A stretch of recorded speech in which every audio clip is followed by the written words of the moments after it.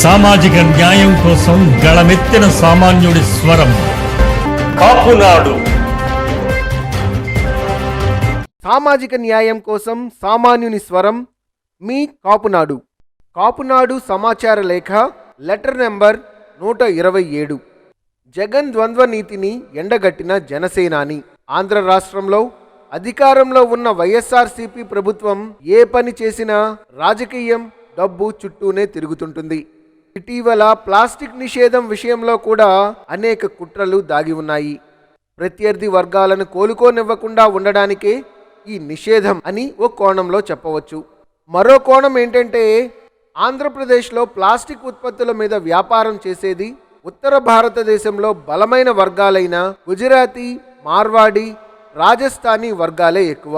ఒక రకంగా చెప్పాలంటే వాళ్ళు ఆంధ్రప్రదేశ్ను నమ్ముకొని గుజరాత్ తదితర ప్రాంతాల్లో తయారీ కేంద్రాలే అంటే ఫ్యాక్టరీలనే పెట్టుకున్నారు. వారందరినీ తమ దగ్గరికి రప్పించుకునే ప్రయత్నంలోనే ప్లాస్టిక్ నిషేధం అనే గుసగుసలు వినిపిస్తున్నాయి.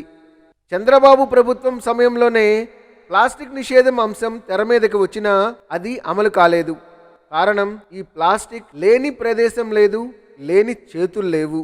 అధికారంలోకి వచ్చి 3 సంవత్సరాలైనా ఇప్పటి వరకు దీన్ని గురించి ఆలోచించని ప్రభుత్వం కొత్తగా పర్యావరణ పరిరక్షణ అనే పదాన్ని వాడడం దయ్యాలు వేదాలు వల్లించినట్టేగా.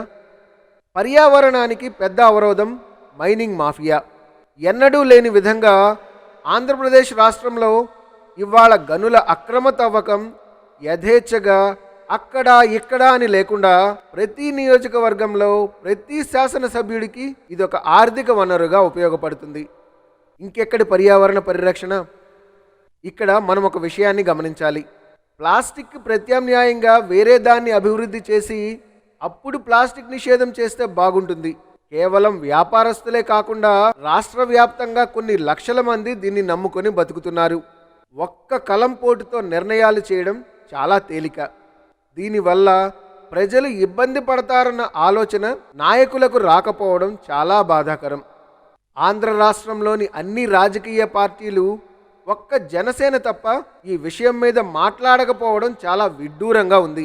పనికి మాలిన విషయాల్లో డిబేట్లు, చర్చలని టీవీల్లో కనిపించడమే తప్ప రాష్ట్రానికి జరుగుతున్న అన్యాయం గురించి ఎక్కడా మాట్లాడకపోవడం, స్పందించకపోవడం చాలా సిగ్గుచేటు. జనసేనాని ప్లాస్టిక్ నిషేధం అంశంపై మాట్లాడుతూ ఆంధ్రప్రదేశ్ ఆర్థిక రాజధాని విశాఖపట్నంలో చికొండల అక్రమ తవ్వకం, బాక్సైట్ నిల్వల వెలికితీత, ఐరన్ ఓర్ ఎగుమతి తదితర విషయాల మీద దృష్టి పెట్టకుండా అమాయక ప్రజలు బతికే అంశాల మీద మాట్లాడడం జగన్ సర్కార్ ద్వంద్వనీతికి నిదర్శనమని పేర్కొన్నారు. అలాగే విశాఖపట్నం చుట్టూ విషవలయంలా ఏర్పడుతున్న మాఫియా ముఠాలు, విశాఖపట్నం పోర్టును కేంద్రంగా చేసుకొని చేస్తున్న మాఫియా ఆగడాలను పట్టించుకోకుండా కేవలం ప్లాస్టిక్ నిషేధం అంటూ సరికొత్త రాగాన్ని ఆలపిస్తున్నారని వ్యాఖ్యానించారు. పర్యావరణ పరిరక్షణ పేరుతో ఉద్యమాలు చేస్తున్న నాయకులు ప్లాస్టిక్ నిషేధం అనగానే చంకలు కొట్టుకోవడం మాని దాని వెనుక ఉన్న కుట్రపూరిత ఆలోచన విధానాన్ని గ్రహించాలని హితవు పలికారు. ప్లాస్టిక్ ప్రత్యామ్నాయంగా పరిశ్రమలను ఏర్పాటు చేయాలి. ముఖ్యంగా పేపర్ బ్యాగ్స్, జనపనార అంటే జ్యూట్ ద్వారా తయారయ్యే అనేక ఉత్పత్తులను ప్రోత్సహించి వాటికి సరైన ప్రోత్సాహకాలు అందించగలిగితే ప్రజలే ప్లాస్టిక్ వైపు నుండి ఆ ఉత్పత్తుల వైపు మారతారు.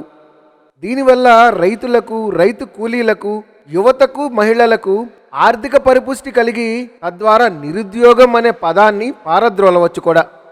దీనికి ప్రభుత్వం చిత్తశుద్ధితో వ్యవహరించాల్సి ఉంటుంది.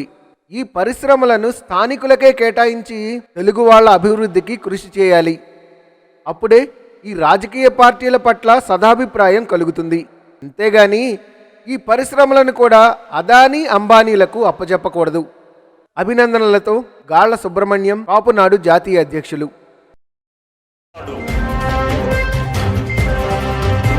Please subscribe our channel.